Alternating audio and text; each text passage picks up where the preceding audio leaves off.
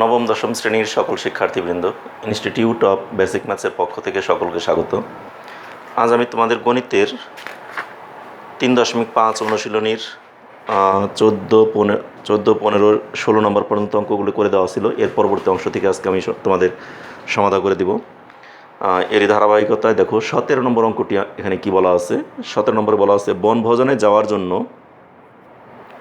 5,700 টাকায় একটি বাস ভাড়া করা হলো এবং শর্ত হলো প্রত্যেক যাত্রী সমান ভাড়া বহন করবে। 5 জন যাত্রী না যাওয়ায় মাথাপিছু ভাড়া 3 টাকা বৃদ্ধি পেল। বাসে কতজন যাত্রী গিয়েছিল? তার মানে কি, প্রশ্নটা একটু মনোযোগ সহকারে বুঝো। মনে করো তোমরা কোথাও পিকনিকে যাবে, বা বনভোজন বাংলায়, ইংলিশে বলে আমরা পিকনিকে যাবে। সেখানে যাওয়ার জন্য তোমরা একটা গাড়ি ভাড়া করলে এবং সেখানে তোমাদের টার্গেট, যতজন যাওয়ার জন্য ইচ্ছুক ছিলে সবাই সমানভাবে গাড়ি ভাড়াটা দিয়ে দিবে। কিন্তু সেখান থেকে যাওয়ার দিন হঠাৎ করে দেখা গেল তোমরা যতজন যাওয়ার জন্য ইচ্ছুক ছিলে সেখান থেকে 5 জন যায় নাই। তাহলে 5 জন যেহেতু গেল না, তাহলে অবশ্যই তোমরা কম সংখ্যক যাত্রী গেলা। আর কম সংখ্যক যাত্রীতে যখন যাবে, গাড়ি ভাড়াটা তার কম নেবে না। গাড়িটা তো তোমার রিজার্ভ করা হয়েছে 5,700 টাকা দিয়েই। তাহলে গাড়িটা যত টাকাতে রিজার্ভ করা হয়েছে, এখন কম সংখ্যক যাত্রীতেই ওই ভাড়াটা বহন করতে হবে। এক্ষেত্রে প্রত্যেকের তাহলে কিছু না কিছু ভাড়া বেশি লাগবে। এখন কতটুকু বেশি লাগবে সেটাও বলে দিছে, যে প্রত্যেকের 3 টাকা করে ভাড়া বেশি লাগলো। তাহলে কতজন যাত্রী ছিল? প্রশ্নটা এবার ক্লিয়ার? আর সেই প্রশ্নটা করার জন্য তাহলে কতজন যেতে ইচ্ছুক ছিল সেটাকে আমরা মনে করি যাত্রী যেতে ইচ্ছুক ছিল, বা যাত্রী বইয়ের কত নম্বর অঙ্ক? 17।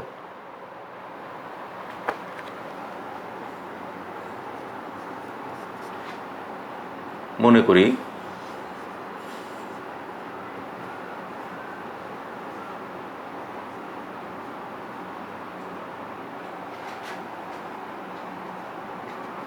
যেতে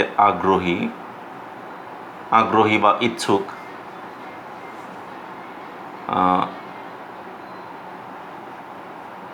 যাত্রী সংখ্যা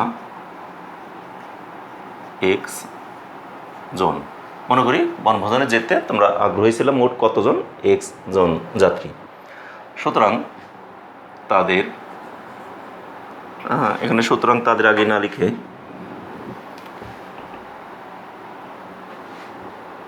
গাড়ি ভাড়া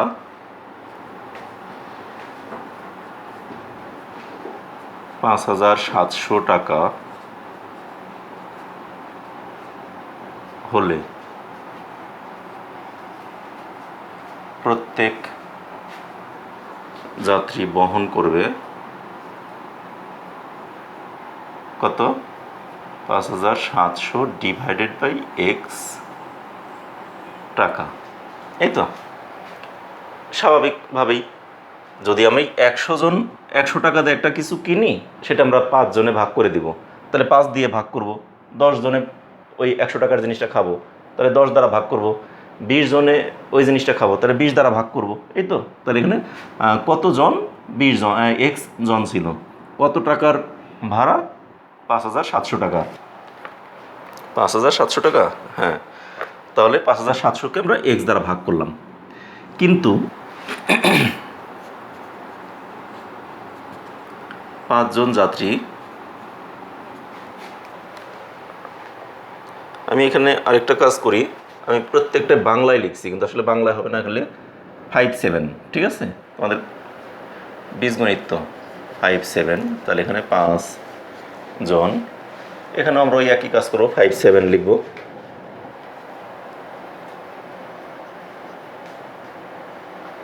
ঠিক আছে? কিন্তু 5 জন যাত্রী বনভোজনে না যাওয়ায় যাত্রী সংখ্যা হলো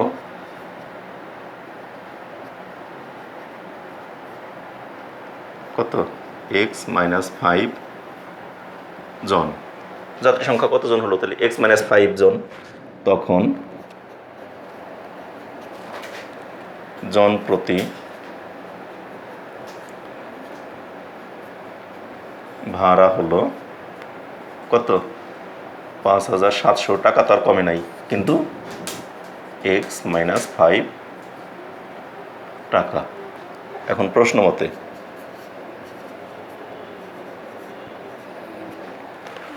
দেখো, 5 জন না যাওয়াতে এই টাকা খরচ হলো এক একজনের। আগে যদি সবাই যেত তাহলে এত টাকা খরচ লাগতো জন প্রতি, কিন্তু এখন লাগতেছে এত টাকা। কিন্তু বইতে বলে দিছে তাদের বর্তমানে 3 টাকা বেশি খরচ হয়েছে। তার মানে কি, ওখানে যা লাগতো তার চেয়ে এখানে 3 টাকা বেশি। তাহলে ওইটার সাথে 3 যোগ করলে এটা সমান হবে, অথবা এটা থেকে 3 বিয়োগ করলে এটা সমান হবে। যেহেতু আমাদের বেশি কথা উল্লেখ আছে, তার আমরা এটার সাথে যোগ করে দিই। তাহলে এখন প্রশ্ন মতো আমরা লিখতে পারি 5700 divide by X plus 3 equals 5700 divide by X minus 5। বুঝতে পারছো কিনা? এখানে এই টাকাটা হলো, যদি 5 জন যদি না যায় তাহলে তাদের এক একজনে এত টাকা করে খরচ হয়। তাহলে এক একজনে এত টাকা করে যে খরচ হলো, এই টাকাটা বেশি। যদি সবাই যেত তাহলে এত টাকা খরচ হতো। এই টাকার চেয়ে এই টাকাটা বেশি। কত টাকা বেশি? 3 টাকা বেশি। তাহলে এই টাকাটা 3 টাকা কম, যার জন্য এটার সাথে আরও 3 যোগ করলে ওটা সমান হলো, মানে 2 5টা সমান হয়ে যায়। তাহলে এটা এখন আমরা সমাধান করব। বা দেখো, এই সংখ্যাটাকে আমরা ও পাশে নিয়ে নিতে পারি, অথবা এক কাজ করি, 5x-5 সমান সমান ওই পাশে আমরা লিখি 5700 নিচে এক্স প্লাস কত 3। আমরা ওই সংখ্যাটাকে ওই পাশে লিখলাম, মানে প্লাসেরটা, কারণ আমরা কনস্ট্যান্ট ভ্যালু ডান পাশে রাখবো। এই জন্য আমাদের একটা লাইন কমানোর জন্য আমরা যখন সমাধান করতাম, এই পাশে 3 ছিল, সেই 3টাকে ওই পাশে নিয়ে নিতে হতো আমাকে মাইনাস করে।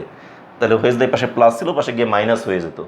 এই জন্য আমরা এক কাজ করি, পুরাটা ওই পাশেই রাখি, একই জিনিস। তাহলে এখন সমাধান করতে আমরা এক্সগুলোকে সব বাম পাশে নিয়ে আসবো। 5700 divide by X minus 5 minus 5700 divided by X equals 3, তাই না? বা আমি যদি 5700 যদি কমন নেই, তাহলে থাকে 1 divide by X minus 5 minus 1 divide by X equals 3। বা এক কাজ করি, এখানে আমরা একটু কমাই নেই। 3 দিয়ে যেহেতু 57কে ভাগ করা যায়, 3 19 57, তাহলে 3 দিয়ে উভয় পক্ষকে ভাগ করে ফেলি, 1900। আর এটাকেও আমরা করে ফেলি, এখানে লসাগু করে ফেলি। লসাগু করতে গেলে এখানে আমাকে একটা সেকেন্ড ব্র্যাকেট নিতে হবে, এক্স মাইনাস 5 ইন্টু এক্স। তাহলে এক্স মাইনাস 5 দ্বারা এটাকে ভাগ করলে এক্স থাকে, সেই এক্সটাকে দ্বারা 1কে গুণ করলে এক্সই মাইনাস এক্স দ্বারা এটাকে ভাগ করলে এটা থাকে, এটা দ্বারা 1কে গুণ করলে এক্স মাইনাস 5ই হবে। কিন্তু এক্স মাইনাস 5টা প্লাস 5 হয়ে গেল, কারণ আগে মাইনাস আছে। ঠিক আছে, সমান সমান 1। এখন বলবো এখানে 1 আসলো কীভাবে, আর এখানে 19 আসলো কীভাবে? 1957 থেকে আমি এখানে এই জন্য ডান পাশে লিখে দিই, উভয় পক্ষকে 3 দ্বারা ভাগ করে। তার মানে এখানে আমরা উভয় পক্ষকে 3 দ্বারা ভাগ করছি। 3 দ্বারা যদি ভাগ করি তাহলে এখানে কত হবে? 57কে 3 দ্বারা ভাগ দিলে 1900, আর এখানে 3কে 3 দ্বারা ভাগ দিলে 1 হয়। এটি আমরা একটু ছোট করে নিয়ে আসলাম, আমাদের উদ্দেশ্য একটু ছোটো করা। এরপর দেখো, এই এক্সট্রা আছে মাইনাসের, এক্সট্রা আছে প্লাসের, প্লাস মাইনাসের দুইটা কাটা যায়, কাটা গিয়ে উপরে থাকে অনলি 5। তাহলে বা উপরে থাকে এই 19টাও তো উপরেই থাকে। আচ্ছা, 19টা আমি পরেই লিখলাম 1900, আর নিচে থাকে এক্স ইন্টু এক্স মাইনাস 5, আর উপরে থাকে অনলি 5 ইকুয়ালস 1। এই তো। বা আমরা 1-এর এখানে 1 যেহেতু, ওই 1-এর উপরে 1 নিচে 1, 1 দ্বারা 1কে ভাগ করলে তো 1ই হয়। আমরা এখন এই দিক আর এই দিক আড়াআড়ি গুণ করব। তাহলে আড়াআড়ি যদি গুণ করি তার আমাদের কি হয় দেখো তো, এক্স ইন্টু এক্স মাইনাস 5 এই দিকে গুণ করলাম সমান সমান ওই দিকে গুণ করব, মানে 5 আর 19 দুইটাই গুণ। তার মানে 5 5 19 কত? 95, 9500। বা এক্স দিয়ে এক্সকে গুণ করলে এক্স স্কোয়ার মাইনাস 5x, এই 9500কে আমরা বাম পাশে নিয়ে আসি, মাইনাস 9500 ইকুয়ালস 0। ঠিক আছে, এটাকে এখন আমরা মিডল টার্ম ভাঙ্গায় ফেলতে পারি। এটাকে আমি এই অংশ মুছে দিই ডান পাশের।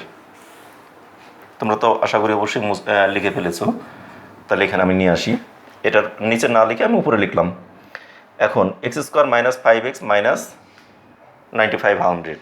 এখন এটাকে যদি আমরা ভাঙ্গাই তাহলে কী হয়, এক্স স্কোয়ার মাইনাস, দেখো 9500কে ভাঙ্গাই আমরা 5 বানাবো, এটা একেবারে কিন্তু সহজ।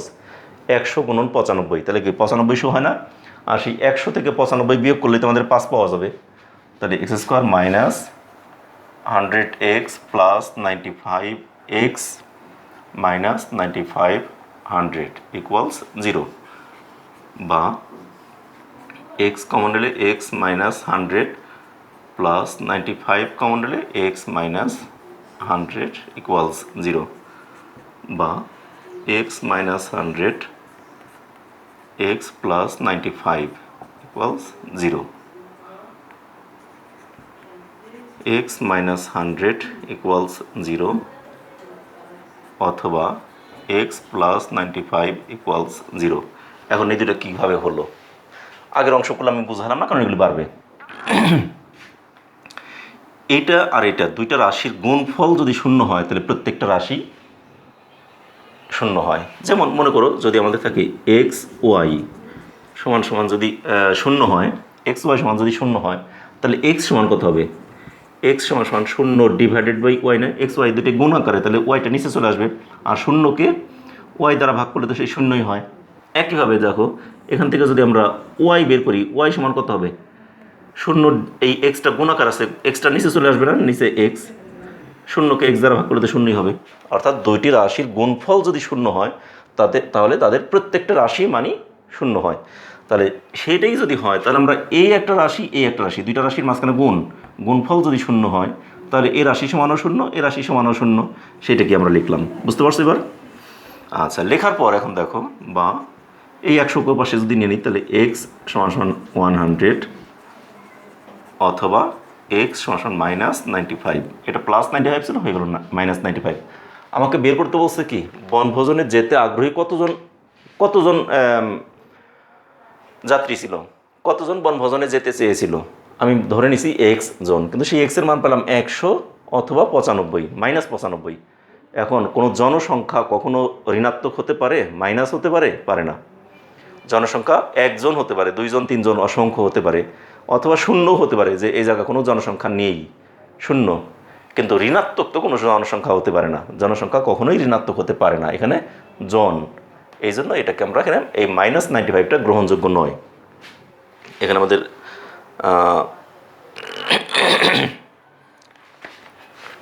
তাহলে এখানে লিখি, কিন্তু যাত্রী সংখ্যা কখনোই